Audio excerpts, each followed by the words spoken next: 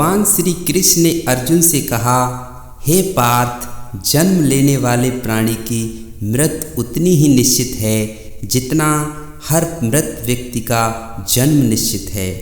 इसलिए हे कौन्ते, जो निश्चित है उस पर शोक मत करो।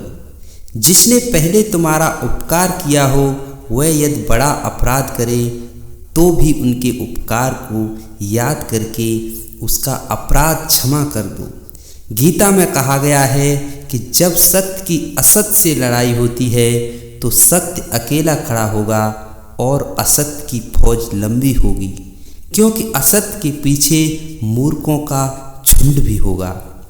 परेशानी आए तो ईमानदार रहें, धन आ जाए तो सरल रहें, अधिकार मिलने पर विनम्र रहें और क्रोध आने पर शांत रहें। यही जीवन का प्रबंधन कहलाता है। जो बदला जा सके उसे बदलिए, जो बदला ना जा सके उसे स्वीकारिए, जो स्वीकारा ना जा सके उससे दूर हो जाइए, लेकिन खुद को खुश रखिए, क्योंकि वह भी एक बड़ी जिम्मेदारी है।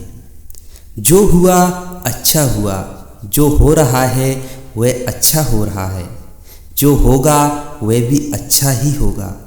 तुम्हारा क्या गया जो तुम रोते हो? तुम क्या लाए थे जो तुमने खो दिया? तुमने क्या पैदा किया था जो नाश हो गया? जो लिया यहीं से लिया, जो दिया यहीं पर दिया। जो आज तुम्हारा है कल किसी और का था, कल किसी और का होगा, क्योंकि व्यर्थ की चिंता करते हो। कलयुग चल रहा है, इसलिए ये विचार दिल से निकाल दीजिए कि बिना मतलब के कोई आपसे रिश्ता रखेगा। अपने पास ऐसी जरूर कुछ बचा कर रखिए कि लोग उसे पाने के लिए आपसे जुड़े रहें। खुद को खाली मत होने देना, क्योंकि लोग खाली चीज़ों को कचरे के डिब्बे में डाल देते हैं। जो लोग दूसरों को बर्बाद करने की सोचते हैं वे अपने मकसद में इस हद तक अंधे हो जाते हैं कि वे खुद कब बर्बाद हों इसका उनको पता भी नहीं चलता। कहीं ना कहीं कर्मों का डर है, नहीं तो गंगा पर इतनी भीड़ क्यों है? जो कर्म को समझता है उसे धर्म को समझने की जरूरत नहीं। पाप शरीर नहीं करता, विचार करते हैं, और गंगा विचारों को नहीं सिर्फ शरीर को धोती है। अभिमान नहीं होना चाहिए कि मुझे किसी की ज़रूरत नहीं, और यह अहम भी नहीं होना चाहिए कि सबको मेरी ज़रूरत पड़ेगी। पहचान से बड़ी समझ होती है, क्योंकि हम चाहे कितनी भी बड़ी पहचान क्यों न बना लें, फिर भी पहचानने वाला व्यक्ति हमें समझ नहीं सकता, लेकिन हमें समझने वाला व्यक्ति लाखों की भीड़ में भी हमें पहचान सकता है। बीते कल और आने वाले कल की चिंता नहीं करनी चाहिए, क्योंकि जो होना है वही होगा, जो होता है अच्छा ही होता है। इसलिए वर्तमान का आनंद लें।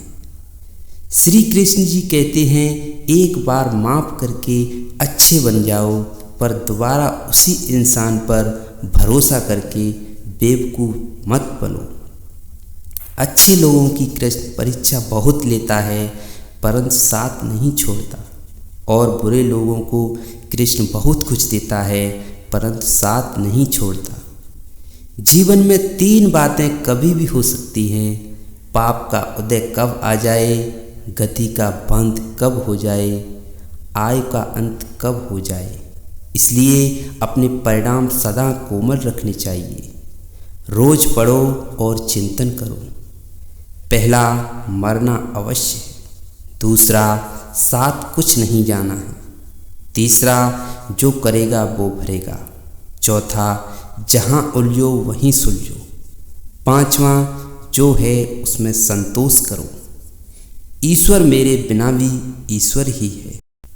श्री कृष्ण कहते हैं, जब ज़्यादा हंसने और बोलने वाला इंसान अगर चुप हो जाए तो समझ लीजिए वो इंसान अंदर से टूट चुका है।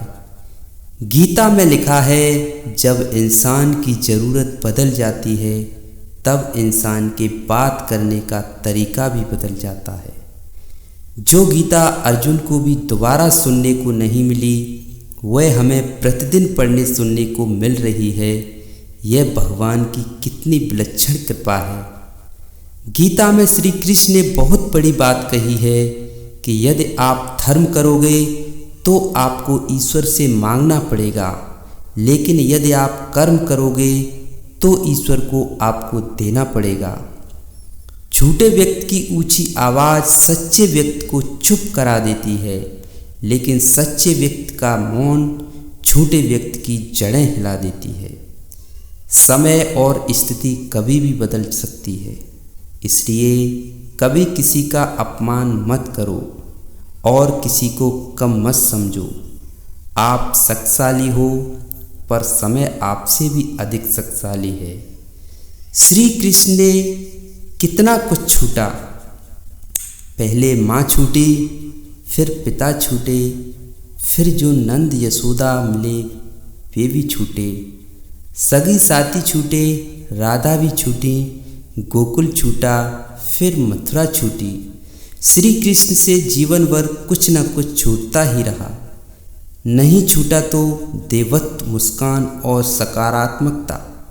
श्री कृष्ण दुख नहीं, उत्सव के प्रतीक हैं। सब कुछ छूटने पर भी कैसे खुश रहा जा सकता है, यह श्री कृष्ण से अच्छा कोई सिखा नहीं सकता।